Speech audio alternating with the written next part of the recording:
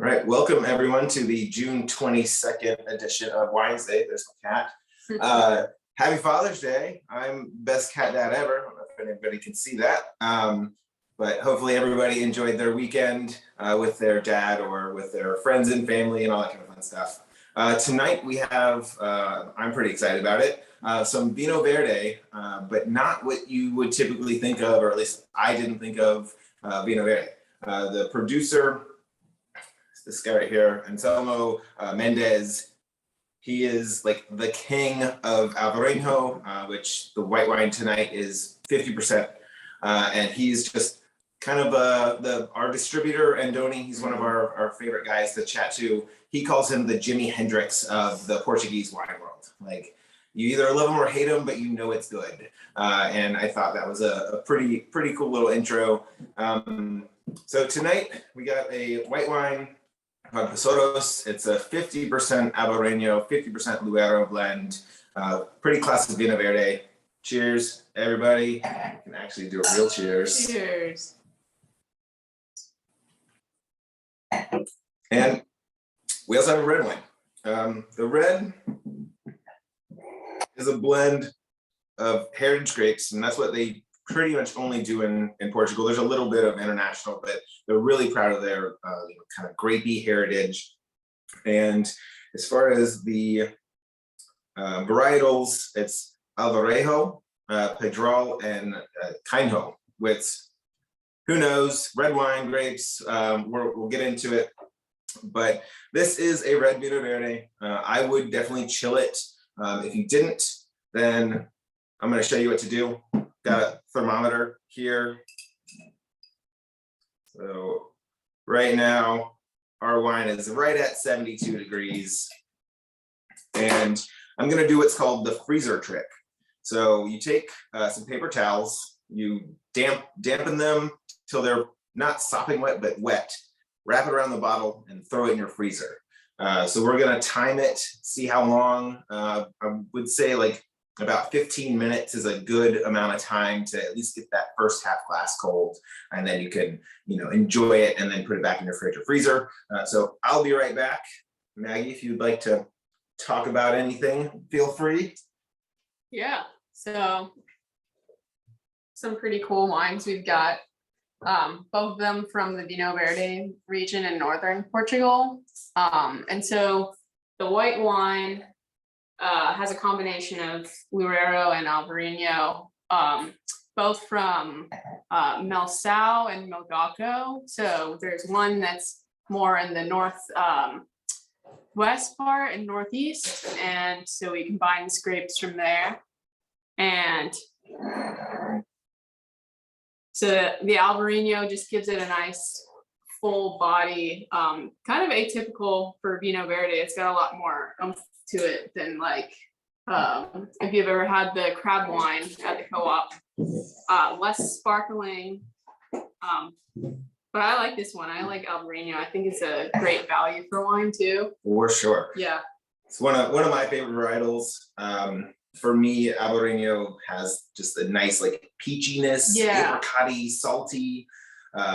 It can have some kind of like grapefruity citrusiness to it, and it's a great summer wine. Great for oysters, great for cheeses, which we actually do have 2 cheeses tonight as well. The first is called Juliana.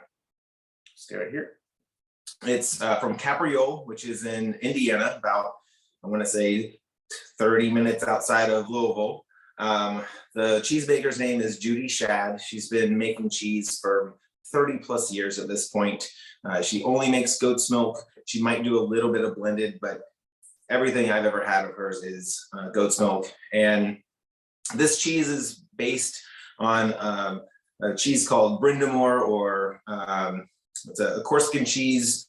Fleur de Maquis is another name that they make in Corsica, and then typically only sell it to the French, and they eat the weird Corsican cheeses. But she had a Hungarian intern that was playing around, and this is the cheese. So it's coated in herbs de Provence and some candula flower petals, and it's just nice and herby. It has this kind of squidgy texture, so not quite fudgy, not quite firm. and just really, really crowd pleasing. The herbiness of this and the slight herby notes that the Loureiro offer in the white wine, I think, should do really well as well. The acids of these wines tonight really help kind of cut through the fattiness. The second cheese is Pecorino Marzolino. It's from the Tuscany area of Italy. These two folks moved to Montepulciano, and they started making some sheep's milk cheeses. This one, it's called Marzolino, which is March in Italian, because this is the first milk of the season. So the first grass-fed of the sheep of the year. So really dense and kind of thick, really nice and creamy, fatty. And then they rub it with tomato paste and olive oil on the outside. So you get that nice little bit of acidity, both from the sheep's milk and the rind. You could probably eat this rind. It's not really my personal style. I don't think it's gonna hurt you. Might be quite toothsome, where the paste is what I would really focus on. Again, both these wines I think will do really well with the cheeses. And the red is still not super brash, that it'll complement both and not be overwhelming at all. So great. So on to more wine stuff. I'll throw up the text sheet and some maps. Maggie, you were mentioning like where this guy is from. Let's see if it'll let me actually share where I'm sharing.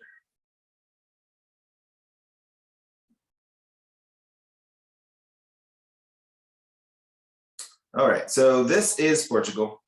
This is Madassau and Melgaço. So right what Maggie was talking about, and right here is the winery. And the other regions of Portugal that we've talked about in the previous wines days are basically like these guys down here and even further south, where the cork trees are. I did find out some cork information from the last wine day as well, so I'll share that in a minute. And this is the zoomed in version of what we're talking about. So all of the little kind of hash mark areas are vineyards that Mr. Mendes owns. And he predominantly does Alvarinho up top, or Alvarinho in Portuguese. And then in the Lima Valley, so this guy right here, he's growing the Loureiro, which is the other half of the glass tonight. Loureiro is known for its like herbaceous quality. So you might get some kind of bay leaf or thyme. It actually means laurel in Portuguese as a kind of a reference to bay laurel. So if you kind of give it a sniff, you might get some nice herbiness today. I don't know if it's a root day or not. We haven't gone into the crazy biodynamic wine calendar yet, but that'll be eventually on Wines Day.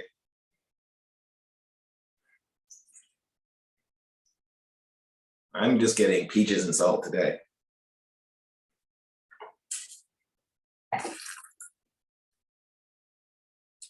Delicious. The other thing that Alvarinho is known for, and Loureiro, is a hint of bitterness at the end. And I think actually it kind of keeps the longevity in your mouth going. There's a lot of acid, as you can kind of feel your tongue is still producing some saliva after you swallow. And the bitterness actually adds a little bit of complexity. And I think with the fattiness of any kind of cheeses or meats that you're having tonight, that would be a really nice complement. Let's see. I'll go ahead and throw up the tech sheet.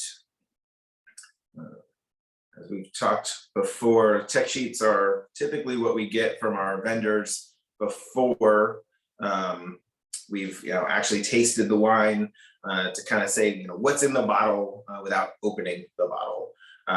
Besouros is Portuguese for bird, so you see this little bird guy hanging on there, and he's got a whole collection of these kind of bird themed wines. And see, so he's very straightforward with what is in the bottle. Mr. Mendes is known as Mr. Alvarinho in Portuguese or Portugal, just because that's what he's focused on. He's been making wine since 1998, and went to college for like engineering, and then really fell in love since he grew up in the same area that he makes wine. And as you can see, like they're very meticulous about what they're doing. So handpicked small boxes and then carried to the winery. So to really preserve the quality of the fruit. And then total destemming. So why that's important is that stemminess in wine, so it can add a really big green note. And with some wines like Whole Cluster, if you've seen that on a bottle before, it has a like a woody quality. Or if you've had a table grape and you've eaten the green stem, that's a really good example of what that flavor is. And you know, he's trying to avoid that, just to really make these nice and fresh. And that's also why he's doing a really long and low fermentation. That's also preserving acidity and not letting things get overactive for the fermentation. And just really, he's very controlling of how he wants his wines to be. And as you can see for tasting, I mean, minerality, citrus, long finish. I'm definitely there tonight with this one. I don't know, what are you tasting, Maggie? Yeah, I definitely pick up on that, the minerality, like For sure. and the peachiness of this too.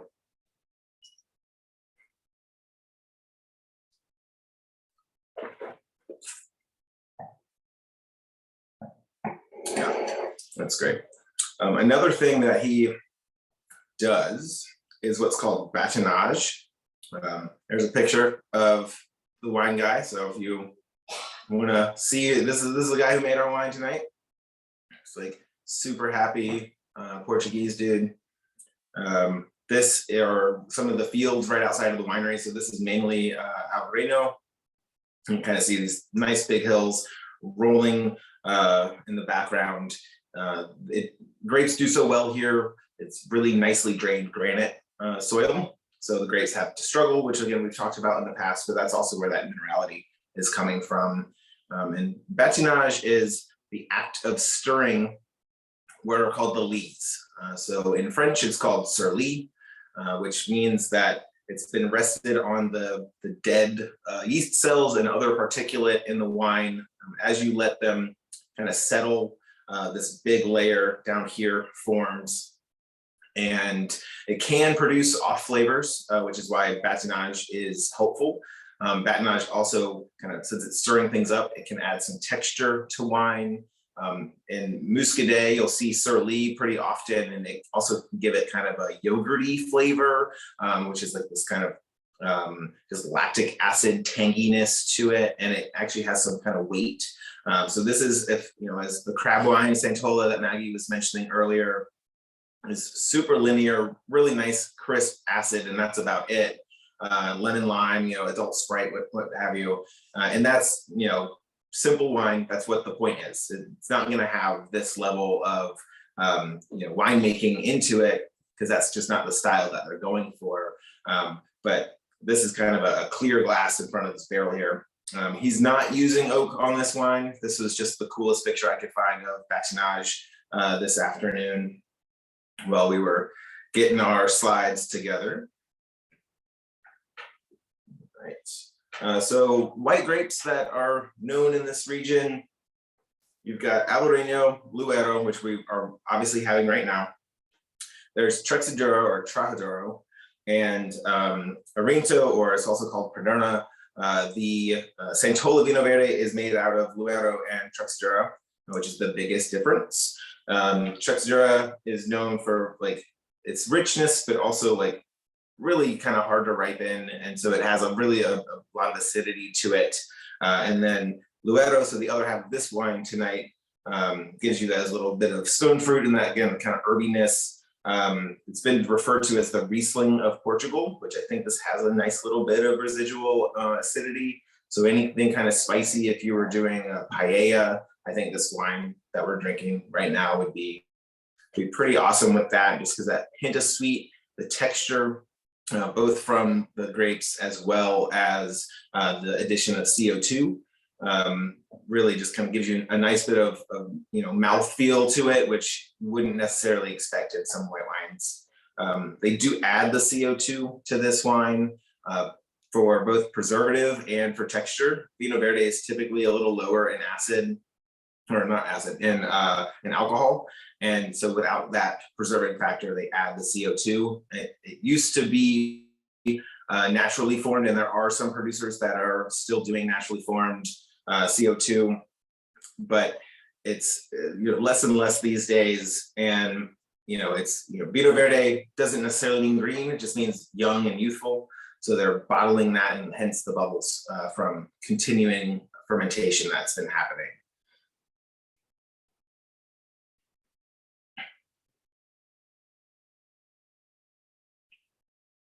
All right, what does everybody think of the white wine tonight? Great. Is anybody having the cheeses?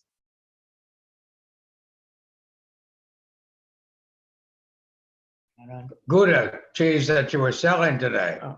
Yeah. A question. Sure.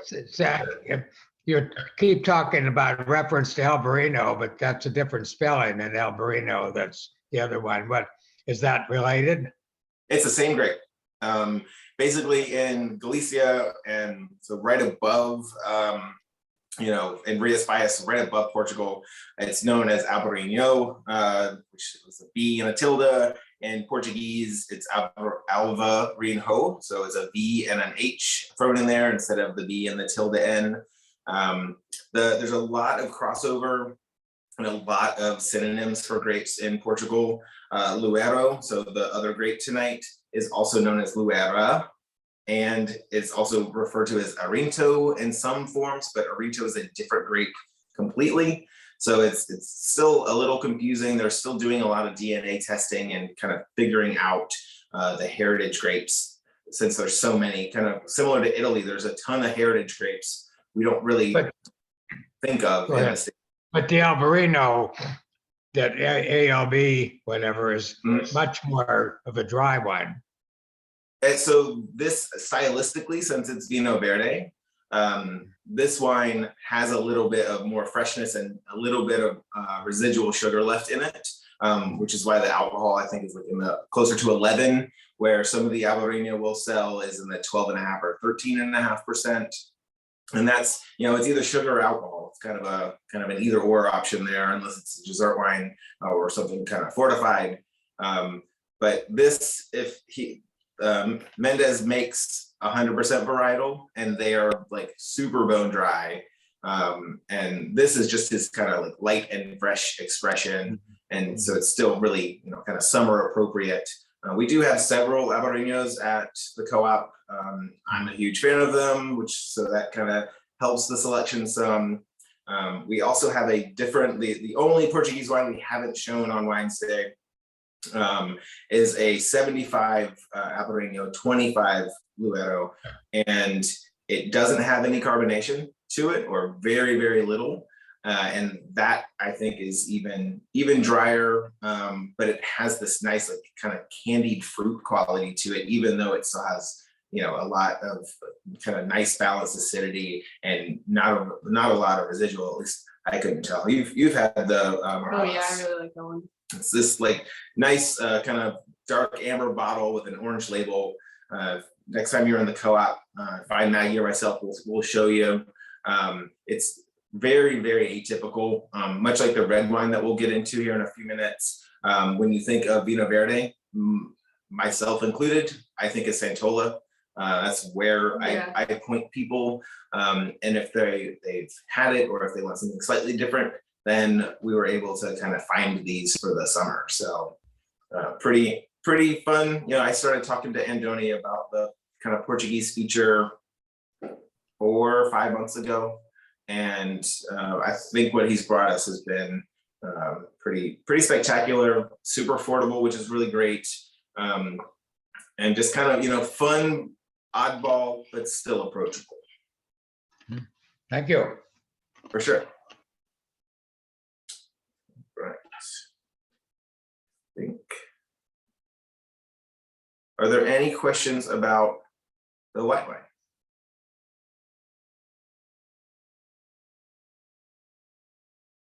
Oh, cool. Let's see. I'm gonna run to the freezer and grab this bottle of wine. I will also be pouring Maggie a glass of red wine, so you have to give me just a second. If there's any questions you guys think of while I'm stepping away, feel free to either ask or send them to the chat. Before I run away though, I did look into the sustainability of cork, which was asked the last wine stay we did. And there's a couple of factors that go into that. One is in 1923, Portugal, in order to protect the cork forests, claimed that cork oak was endangered to protect them so that people wouldn't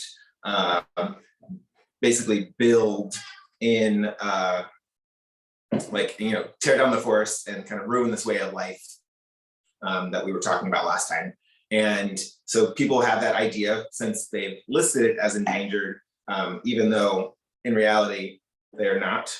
These trees live 300 years, and they're, when they're harvested, they're also frequently replanted because it's a big industry.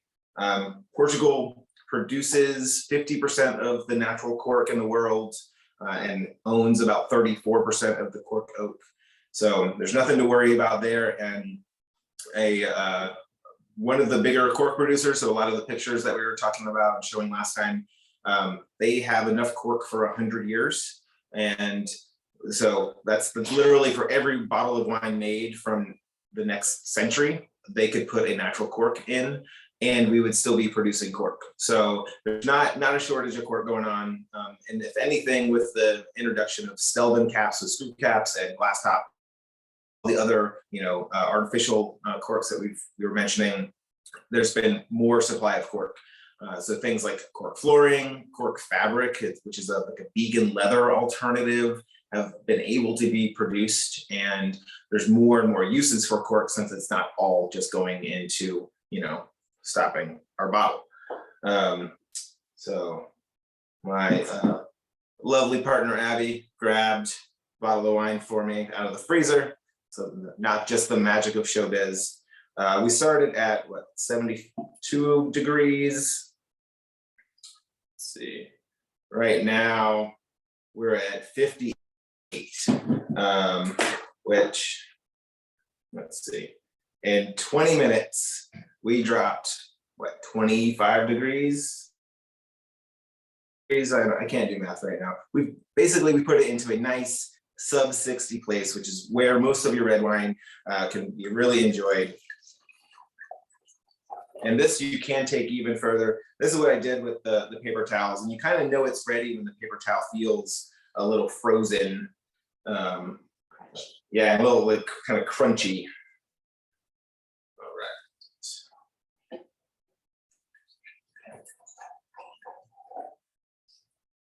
right.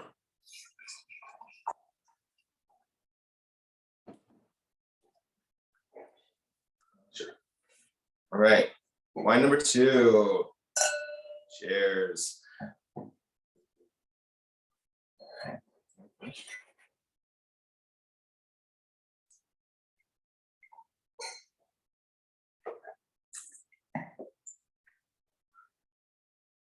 So right out of the bottle, there is a little bit of carbon dioxide. We obviously, in order to temp the bottle, we had to open it, kind of jostle a little bit. But that adds a nice bit of texture. I'll go ahead and put the tech sheet up for this one as well. Right, so this is the red wine tonight. Pardusco, name of the wine is a reference, again, to birds, but to a little brown bird, which actually, that guy right there. So Culo brown bird. The name in Portuguese stems from the fact that the wine has color, or tinto. You'll see that a lot in Portuguese. They don't typically say red or rojo or rosso or whatnot. It's tinto in Portuguese. And this is that kind of like the color that the wine has. formed, I want to say in the 1600s, as they were sending wine from Portugal to England. They came up with this name. All right. As far as varietals, Alvarinho, Pedral, and Caño. So again, grapes that don't have a lot of press in America. We do see a little bit of Alvarinho kind of starting to be planted in California. I've never seen one. In fact, this is the first red Vinho Verde that I've ever not only seen but had. Andoni dropped a few sample bottles off for Maggie and I to try, and pretty cool stuff. Almost in the full-bodied rosé category, and it's just, I think, really fun and different. There's some of the kind of cross plantings of Alvarinho are also could potentially be Touriga Nacional, which is the main grape for port production. And they will throw this grape into port as well, further south in Loureiro, which is where I believe our first, the Montenegro wines were from. These grapes are all known for being fairly rustic, and they don't make a lot of red based on the climate. Since it's so close to the ocean, it's pretty rainy, and white grapes do quite a bit better, and red grapes typically just don't ripen, so more care has to be paid attention to them, and that's one of the things you don't really see a lot of red Vinho Verde. I think it's like 86% of the Vinho Verde region is white wine. Right. Yeah, which that's crazy that we get to drink wine. As you can see, same kind of harvesting as the white wine that we had, with complete malolactic. So wine in general has lactic acid in it, and it converts and to malic acid, so kind of like apple acid versus milk acid, if that makes any sense. And almost, I think, like 99% of red wines go through mallow. And really buttery Chardonnays can also go through malolactic, but it's a pretty common thing for red wines. Again, that minerality from these kind of gravelly hills are showing pretty nicely, and the freshness. So, like, this definitely is cold, chillable, grillable red wine, and I think it's pretty delicious.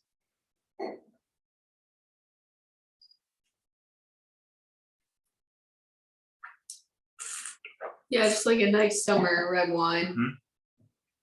Yeah, if you're into Gamay, Pinot Noir, if you've had the Prieto that we sell from Mary Taylor, if you've had the Pais, or even some of the other Caragnons that we have, like Heretic, then this is, I'd say, right in that realm of just refreshing, kind of, fruit-driven reds, where there's still a little bit of tannin, but then the texture of that carbon dioxide, I also think, really kind of elevates it some.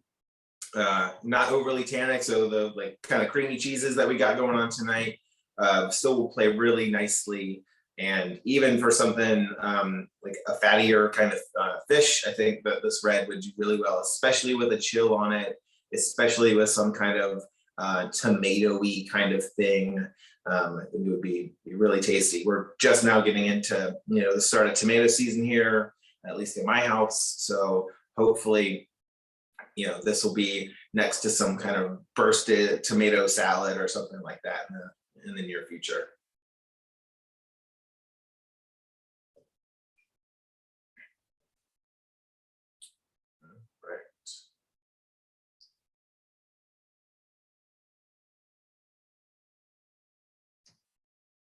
So a few other things that Mendes has done. He was one of the greatest Portuguese winemakers from Parker's Wine Buyer's Guide, the 2010 Producer of the Year, the 2012 producer with the highest rating of Portuguese wines, and the most innovative producer of Alvarinho.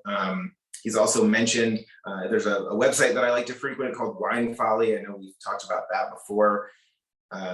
In their breakdown of Alvarinho, this is the producer. They were basically like, seek this out. This is what Alvarinho should be, which I think is pretty cool that we get to drink, wine for under $15 a bottle from a producer of this accolade. Maggie was doing some research earlier, and you were mentioning some skin contact.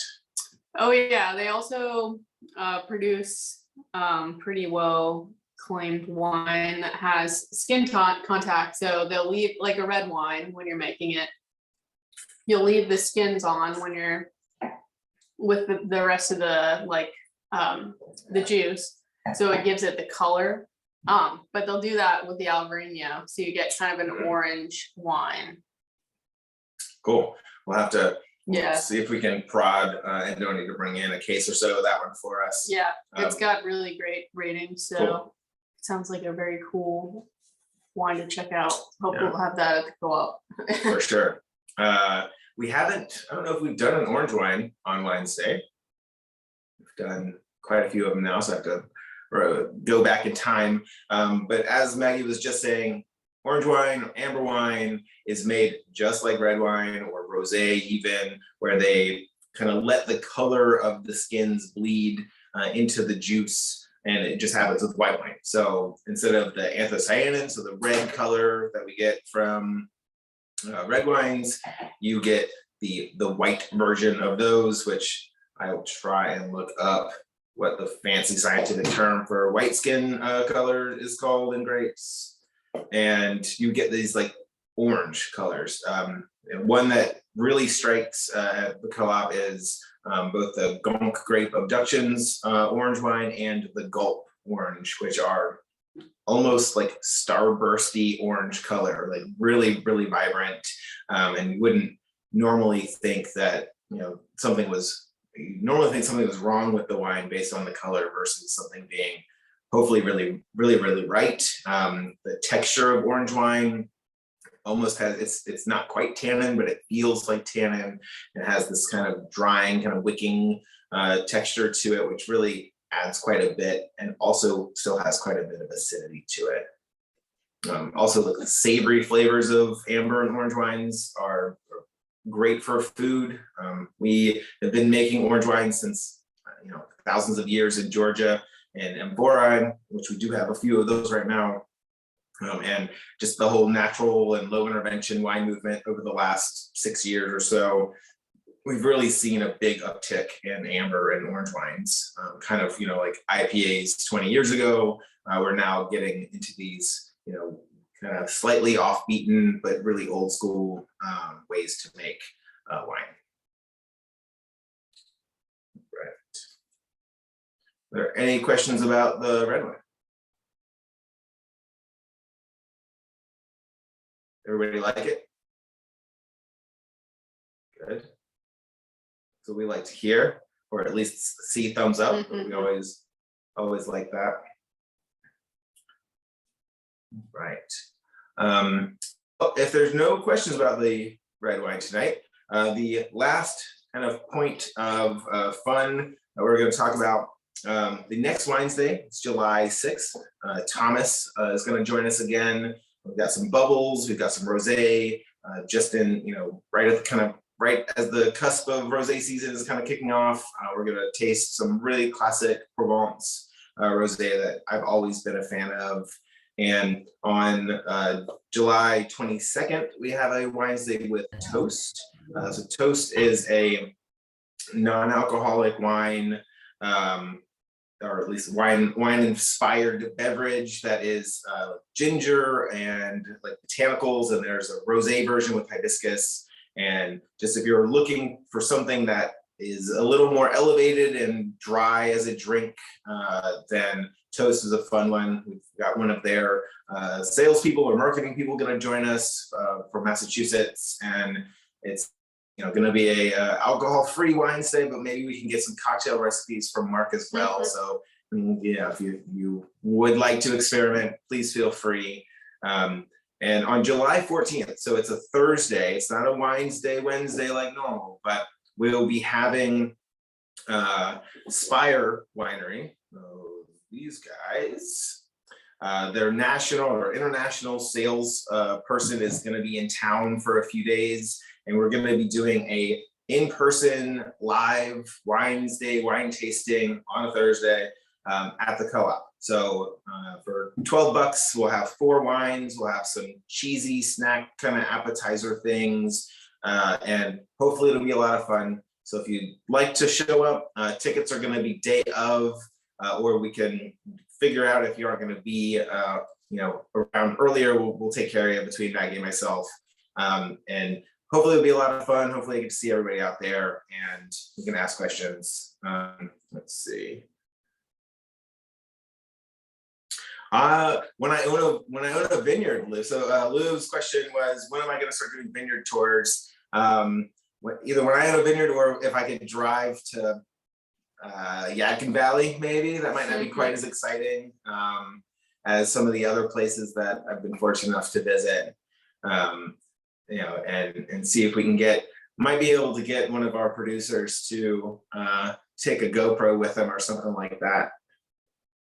Oh yeah, I wish. So question was, no Portugal with all of our wine connections. I've not been to Portugal yet. So I know. It's on the list for sure. I mean, the last 4 wine days we've done with Portuguese wines, hopefully has opened everybody's palates up to how great Portuguese wine can be. And I've had, I think, like 6 or 8 acquaintance friends go to Portugal in the last less than year. So and one of our local former cheesemakers from Prodigal Farm, her and her partner are looking to move and retire to Portugal. So they visited both Spain and Portugal, and Portugal spoke to them. So they're looking for a nice little kind of beach house or mountain house, I don't know, something in Portugal. So maybe we can go crash and make some Portuguese cheese with an American cheesemaker, and obviously drink a lot of Portuguese wine. And I think the value trade is really good in Portugal right now too. Everything quite affordable compared. Well, thank you, Polly. So Polly, thanks so much. I love all the whites. I've learned about all the way back since Sfuso. So Sfuso is a liter bottle of Pinot Grigio. We actually have more of that showing up tomorrow. It is kind of a sneaky liter that lives on the bottom shelf, but really great acid. So if you want to revisit that one, feel free to grab Mags or myself, and we'll help you guys out. Awesome. Well, thank you everybody for joining this edition of Wednesday. Next Wednesday, July 6th, same time, 5:30 p.m. Thank you very much to Maggie for being my awesome guest host for the last couple of Wednesdays. And I'm sure that we will do it all again. So thank you, everybody.